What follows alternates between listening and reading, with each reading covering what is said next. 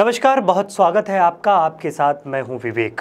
महान गृहस्थ संत कहे जाने वाले तपस्वी शिव उपासक औघड़ बाबा पंचतत्व में विलीन हो गए।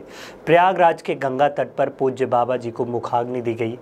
94 साल की उम्र में विश्व कल्याण का हमेशा चिंतन करने वाले औघड़ बाबा ब्रह्मलीन हो गए। उनके चाहने वाले, उनके भक्तों में जैसे ही यह खबर पहुंची, शोक की लहर दौड़ पड़ी। 14 जून को दोपहर 4 बजे एकादशी की तिथि पर औघड़ बाबा ब्रह्मलीन हुए। 60 वर्ष का आध्यात्मिक जीवन रहा और हमेशा विश्व कल्याण के निमित्त कार्य करते रहे। अपने जीवन काल में 18 रुद्र महायज्ञ की निर्विघ्न पूर्ण आहुति कर चुके बाबा जी 1962 से आध्यात्मिक जीवन में आए। रुद्र महायज्ञ में काशी की नगरी के प्रखंड विद्वान आचार्यों के द्वारा बाबा जी की तपोस्थली औघड़ आश्रम में 18 यज्ञ की पूर्ण आहुति की गई। एक ही कुंड पर 18 यज्ञ एक गृहस्थ संत के द्वारा करने वाले वो ऐसे पहले संत हुए। कहा जाता है कि उस हवन कुंड के दर्शन मात्र से पुण्य लाभ प्राप्त होता है और बाबा जी इसी त्रयोदश ज्योतिर्लिंग के रूप में औघड़ेश्वर महादेव की स्थापना करने की ओर अग्रसर थे।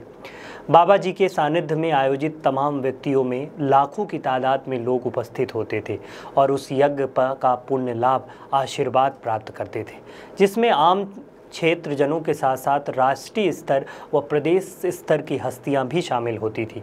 कई बार बाबा जी के द्वारा देश, प्रदेश और विश्व के संबंध में कई भविष्यवाणियां 100% सत्य साबित हुई हैं। विगत 34 वर्षों से अन्न का त्याग कर मात्र आलू का सेवन करते थे, जो अपने आप में एक कठिन तपस्या कही जा सकती है। दीन दुखियों के उत्थान के लिए बाबा हमेशा शिव आराधना के तल्लीन होते थे। देश की तमाम बड़ी हस्तियां बाबा जी के आशीर्वाद लेने आश्रम पहुंच चुकी हैं, जिसमें पूर्व मुख्यमंत्री श्यामा चरण शुक्ला से लेकर उत्तर प्रदेश के पूर्व मुख्यमंत्री मुलायम सिंह, राम नरेश यादव, वर्तमान मुख्यमंत्री शिवराज सिंह चौहान, अमर सिंह, अर्जुन सिंह पूर्व मुख्यमंत्री, बाबूलाल गौर, उमा भारती, दीपक बावरिया एवं उद्योग जगत के सन्नी गौर समेत तमाम बड़ी हस्तियां बाबा जी का आशीर्वाद लेने उनके आश्रम पहुंचती थी। आपको बताएं कि प्रत्येक महीने की 9 तारीख को बाबा जी के सानिध्य में आश्रम यज्ञलोक राधिकापुरी पर्रा में दरिद्र सेवा संस्थान समिति के द्वारा दलित नारायण को भोजन कराया जाता है। संस्थान का कार्यक्रम 2009 से अनवरत हर महीने की 9 तारीख को होता है, जिसमें अधिक से अधिक उन्हीं लोगों की सेवा कर दीन दुखियों को कंबल, भोजन व स्वास्थ्य सुविधाएं उपलब्ध कराई जाती हैं। इन सभी कार्यों में बाबा जी के साथ गजेंद्र दुबे उनके सानिध्य में कार्य करते थे, लेकिन आज राधिकापुरी सोनी हो चुकी है।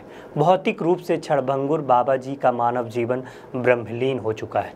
उनके चाहने वाले, उनके भक्त के लिए यह पल बेहद पीड़ादायक है, जिसमें बाबा जी की स्मृतियां बस शेष बची हैं। लोग जैसे ही बाबा जी के देव लोक गमन की सूचना पहुंचती हैं, भारी संख्या में उनके भक्त और लोग आश्रम पहुंचना शुरू कर चुके थे। लेकिन अगर कुछ बचा था तो बाबा जी की स्मृतियां बची थी, बाबा जी की यादें बची थी। राधिकापुरी के चारों तरफ धार्मिक वातावरण फैला हुआ था।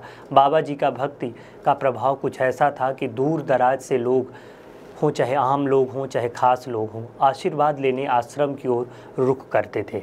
लोगों की मनोकामनाएं पूर्ण होती थी। बाबा जी की मिली चेतना तरंगों के अंश आज भी राधिकापुरी के कण कण में विद्यमान है।